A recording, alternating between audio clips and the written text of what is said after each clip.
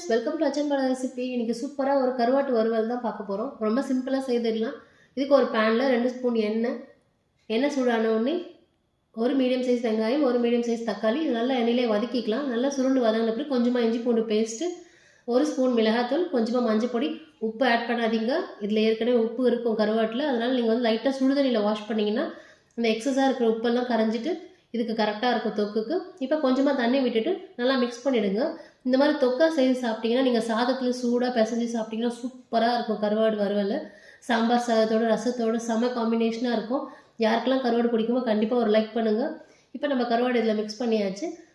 நல்லா மிக்ஸ் பண்ணிவிட்டு மூடி போட்டு ஒரு 5 நிமிஷம் ஸ்லோ ஃப்ளேமில் வச்சிங்கன்னா கருவாடு இதிலே வெந்துடும். உப்பும் கரெக்டான கன்சிஸ்டன்சிக்கு வந்துடும்.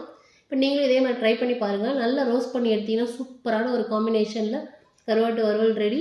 நீங்களும் ட்ரை பண்ணி பாருங்கள் ஃப்ரெண்ட்ஸ். ட்ரை பண்ணி பார்த்து எப்படி இருக்குன்னு சொல்லுங்கள். நம்ம சேனலை சப்ஸ்கிரைப்